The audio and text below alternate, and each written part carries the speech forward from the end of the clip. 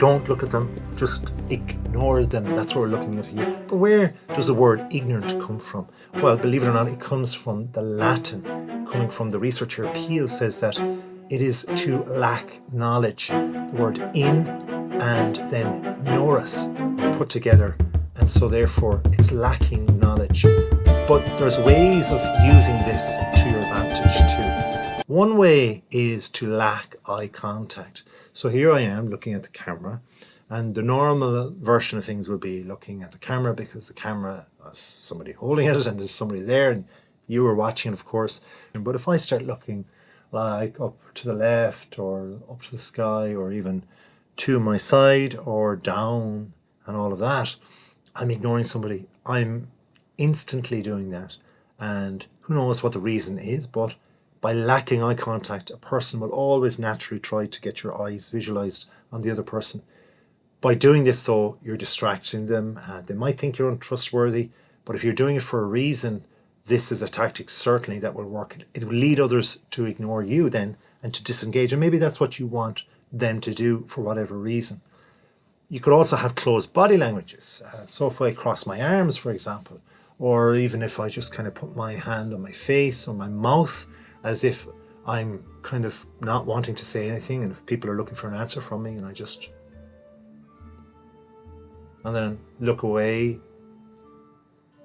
and suddenly I'm actually being super, I could be tongue-tied, I could be thinking that I'm not going to say anything. Biting the bottom lip is another phrase that we're very well aware of, but it allows you to change your posture, droop your shoulders down, cross your arms, and make sure the body language is closing up like a limpet, maybe on a rock as such. Interrupting and dominating conversations. Now, constant interruptions of other people or monopolizing conversations or talking over people can come across as disrespectful or dismissive, causing others to tune you out, or even, here's this word again, ignore what you have to say. But maybe this is a tactic that you want to use. And unfortunately, these are rude tactics, but there are things that you can read in other people as well if they are genuinely being ignorant towards you. So let's look at it in a proactive manner in that way, because if we want to know what a person is feeling towards us, and we start seeing these particular signs, lack of eye contact, closed body language, and interrupting, dominating conversations and so on, then we can realize, oh, they're doing this towards me here. Negative attitude or energy. Now, what is energy? Gosh, we could go all day on this, wrote a book on it and so on. But if there is negativity projected your way, if you feel that a person is trying to excommunicate you almost or push you out of the loop in a group, for example, scenario, then they're perhaps projecting consistently a negative attitude towards you, or maybe complaining frequently or focusing on problems that you are causing. This is changing the energy between two people or between several people or a group and that. And so this will certainly, and if you're reading this off somebody else, it will certainly make sure that, oh, there's something not right here. And so there's ignorance at play. A lack of empathy also, or active listening. We're not too sure failing to show genuine interest in others. Now think about it. You choose your friends. Nobody puts a gun to your head. You choose them. Okay, maybe when you're very young, you chose them, but you chose them, right?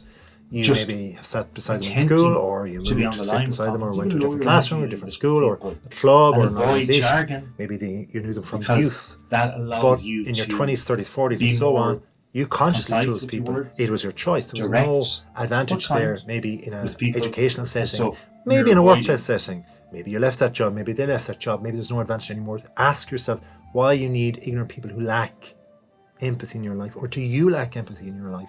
Because active listening and our lack of will certainly be ignorant. Lack of empathy the same way, not allowing that person or a person not popping into the shoes of you. These are things that will surely activate this kind of push-pull, change the energy towards you, or you are changing it towards another person as well. Invasion of personal space.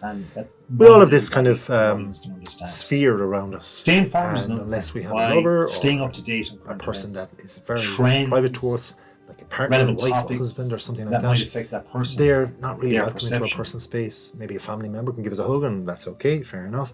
But if somebody invades your personal space, it's just not good. And when I say invasion of a personal space, measurement-wise, there's no specific amount, but certainly within maybe a half meter, half a yard kind of show thing. that empathy. I mean, if people are within earshot of you and we should have around the environment isn't too loud or that, in our lives, they can certainly so by see you within a informed, meter or a yard. catalyst, So why do we to need to go that beyond, empathy. say, 2 That helps feet? you We don't really contribute need to do that. conversations Unless, with, again, we're like, trying to get very into with somebody. good, relevant So standing too information. close to others is a no-no. No matter what a person, People feel uncomfortable about it, and then they feel as if, oh gosh, is this person going to touch me? I don't really feel as if I want to be touched by them. A lot of people find that very uncomfortable. So you don't want to threaten somebody, even if you but at the disagree, same time, especially if you don't want to be disagree highly. ignorant towards them either. Respect the Now, rights if a of person the welcomes you rights into their you have space, living and if in you're China, very relaxed towards each other, states and countries of the and world maybe today, momentarily you're having a good time or whatever, that's different. But ordinarily, be careful of a couple of feet distance away from a person. Overwhelming or intense behaviour, even the last bit, could be considered intense if you're really going in front of people, too much invading their space. But if once they don't you're over enthusiastic, people, or you this thing is can intense, like have I'm a tall, civil, 6'4". So if I was to invade somebody's space rather all the than time, or emotional different people, they'll violence, start just talking and saying, remember gosh, that guy's background, really, to yeah, it's cool, he's respect positive, he's their enthusiastic, but opinions like it's a bit intense here, and you know, admit your mistakes, let's cool down a admit bit. you all So make be mistakes. careful, check None of us are out perfect. your exuberance in social And by situations, admitting your because for mistakes, some you're saying, people look, it can be I'm human. overwhelming. So you got to be able to read the room and know exactly who and what type of personality is welcoming you. Some people are huggers. Some people love when you go over and give them a quick hug or something like that, and they don't even question it, and they welcome it. And some people are open and trusting. Other people are a little bit cautious. So we have to be very careful to know who we're dealing with. Lack of social awareness, being careful to know who you're dealing with, comes from awareness. Know your society, know your group, know the people that you're dealing with. It can be difficult to navigate, say, all social interactions effectively. This can lead others, or even yourself, to perceive a person as being socially awkward, or even, say, out of touch, and potentially ignore you as a result. So it's about getting the sweet spot with all of this. If you can get that sweet spot, you'll get on very, very well with people. People will not perceive you as ignorant. Far differently, they'll see you as being open and receptive. So if you want to appear different and ignorant, that's different. You might use that as a tactic. Who knows? I'm saying do that. I like to be nice. I like to be nice with this. Another thing is being judgmental or even critical. If you're constantly judging or criticizing others, their opinions or their actions, these can dictate a hostility or even an over or like unwelcoming atmosphere, and this can cause others to avoid interacting with you, and they mightn't even want your input, even though you might have the expertise, the experience, and so on. It's not nice. Let's avoid these things. Lack of confidence as well is another thing. If you lack confidence, people will be like, okay, we've heard it before, but where's the action here? Where's the thing that you really just grab hold of? So give me something here and say what you mean what you say, that kind of thing. Get your confidence going. Otherwise, people will perhaps maybe want to ignore you. But I certainly won't ignore you if you don't ignore me. If you hit that subscribe button, I will dish out more for sure. Please subscribe to help. And otherwise, I'll wait. Until next time, though, please do have a wonderful day. But truly, though, sincerely, thank you very much for watching. Help yourself, help others, and have a wonderful day.